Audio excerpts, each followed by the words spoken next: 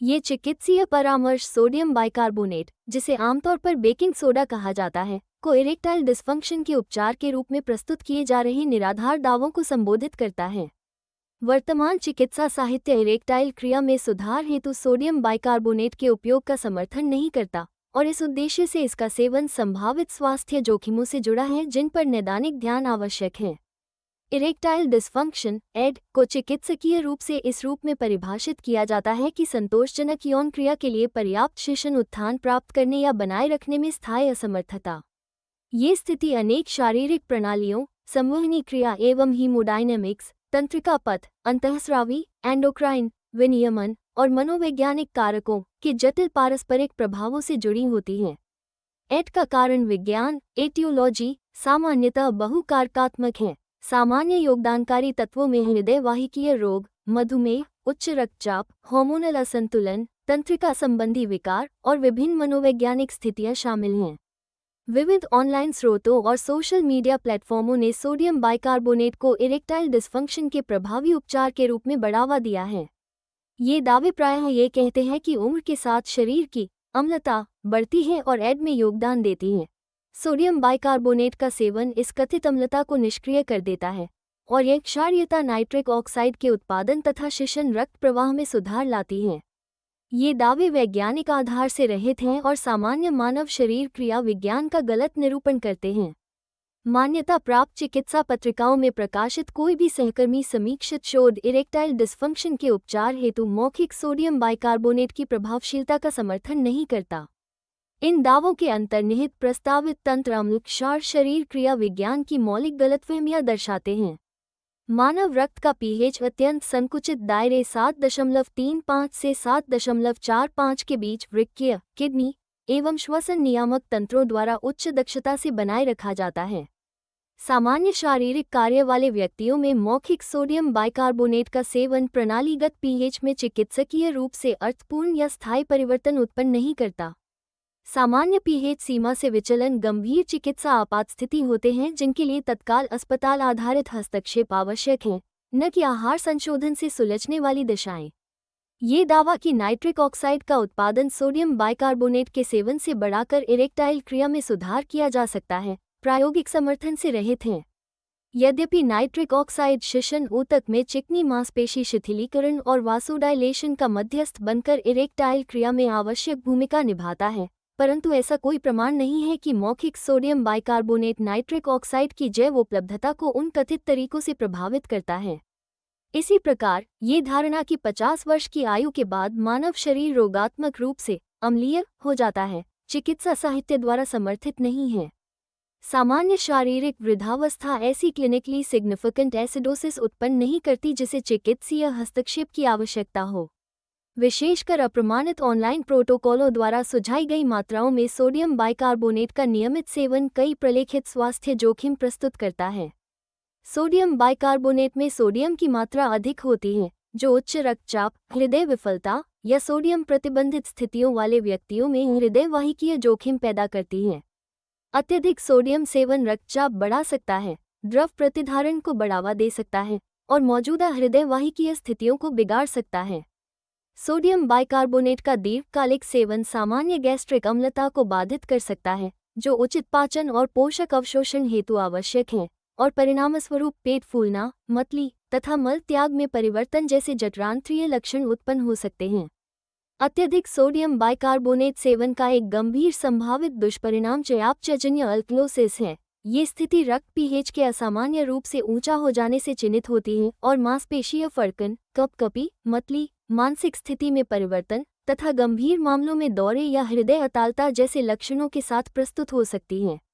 अतिरिक्त रूप से सोडियम बाइकार्बोनेट अनेक सामान्यतः निर्धारित दवाओं, विशेषकर रक्तचाप नियंत्रक, मूत्रवर्धक तथा वृक्क कार्य को प्रभावित करने वाली दवाओं से परस्पर क्रिया कर सकता है, जिससे उनकी प्रभावशीलता बदल सकती है या प्रतिकूल प्रभावों का जोखिम बढ़ सकता है। इरेक्टाइल डिस्फंक्शन के लिए साक्ष्य आधारित उपचार चिकित्सा साहित्य में सुव्यवस्थित हैं। इनमें फॉस्फोडाइस्ट्रेस टाइप 5 PDE5 अवरोधक शामिल हैं, जिनकी प्रभावशीलता एवं सुरक्षा प्रोफाइल व्यापक नैदानिक परीक्षणों से सिद्ध है। अतिरिक्त उपचार विकल्पों में vacuum erection device, intracavernosal injection therapy, intraurethral suppository और चयनित मामलों में शल्य हस्तक्षेप सम्मिलित हैं। जिन मामलों में प्रमुख मनोवैज्ञानिक घटक होते हैं, वहां मनोवैज्ञानिक परामर्श तथा सेक्स थेरेपी प्रभावकारी सिद्ध हुई है।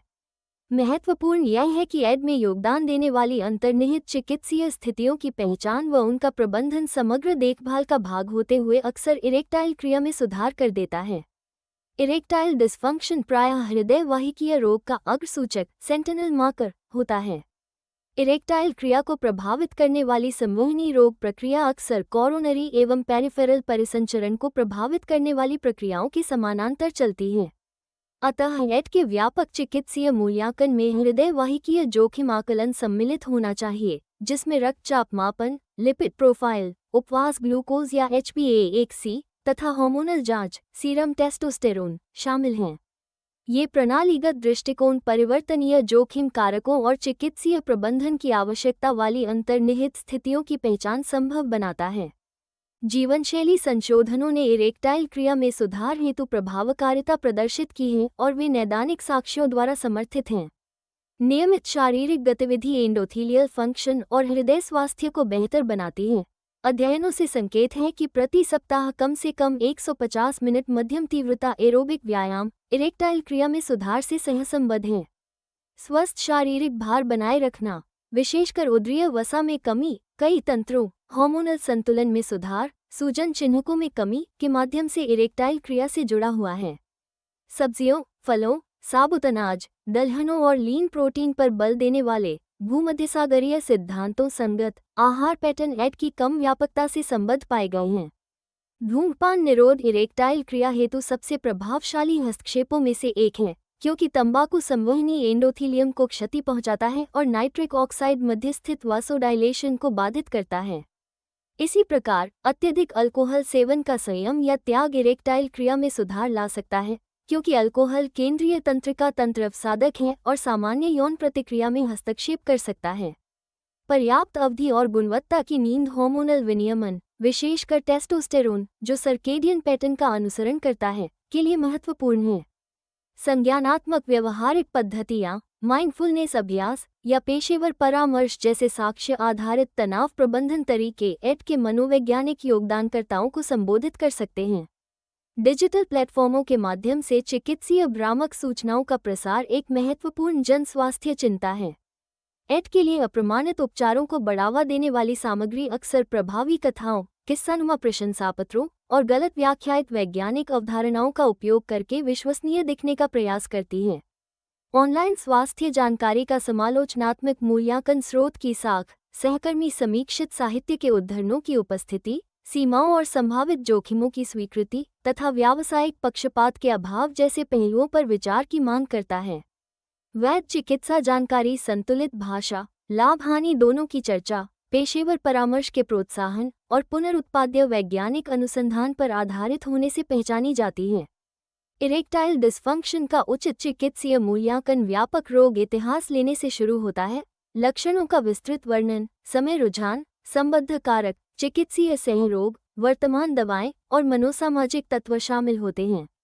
शारीरिक परीक्षण में हृदय वाहिकीय स्थिति, द्वितीयक लैंगिक लक्षण, जननांग संरचना और तंत्रिका कार्य का आकलन किया जाता है। प्रयोगशाला जांच में सामान्यतः उपवास ग्लूकोज या HbA1c, लिपिड प्रोफाइल, सुबह का टेस्टोस्टेरोन स्तर तथा नैदानिक संकेत के अनुसार अतिरिक्त परीक्षण शामिल होते हैं। चयनित मामलों में विशेष संवहनी अध्ययन या रात्रिकालीन लिंग उद्भवन, नोक्टर्नल पेनिलट्यूमिनेसेंस परीक्षण आवश्यक हो सकते हैं।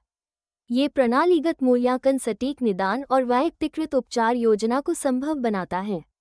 उपचार चयन, रोगी विशिष्ट कारकों, अंतर्निहित एटियोलॉजी, सहरोग, दवा परस्पर क्रियाएं, रोगी की प्राथमिकताएं और साथी संबंधी विचार पर आधारित होता है। प्रथम पंक्ति उपचार प्रायः मौखिक PDE5 अवरोधक होते हैं, जो विविध एटियोलॉजी में लगभग 60-70% रोगियों में प्रभावशीलता प्रदर्शित करते हैं। वैकल्पिक या पूरक उपचार आरंभिक उपचार की प्रतिक्रिया, निषेध, कॉन्ट्राइंडिकेशंस और व्यक्तिगत परिस्थितियों के आधार पर चुने जाते हैं। लाभ, जोखिम, लागत और अपेक्षाओं की चर्चा सहित रोगी चिकित्सक साझा निर्णय प्रक्रिया उपचार परिणामों और संतुष्टि का अनुकूलन करती है। यौन चिकित्सा और मूत्र रोग यूरोलॉजी में विशेषज्ञ स्वास्थ्य सेवा प्रदाता नियमित रूप से एड का प्रबंधन करते हैं और इन चिंताओं पर पेशेवर गोपनीय वार्ता के लिए तैयार रहते हैं।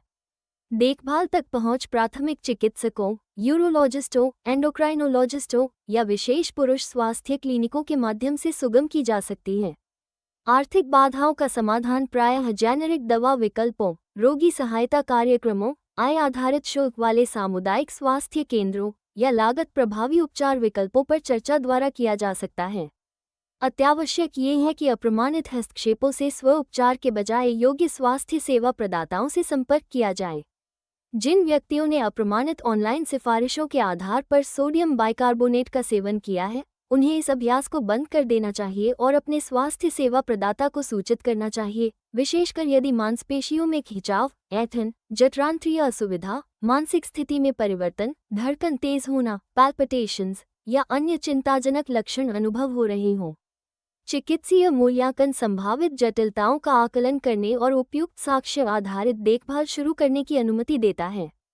इरेक्टाइल डिस्फंक्शन एक वैध चिकित्सीय स्थिति है जिसके स्थापित प्रभावी उपचार उपलब्ध हैं और रोगियों को डिजिटल मीडिया में प्रसारित अप्रमाणित दावों के बजाय कठोर वैज्ञानिक प्रमाण और नैदानिक अनुभव से समर्थित हस्तक्षेपों तक पहुंच मिलनी चाहिए।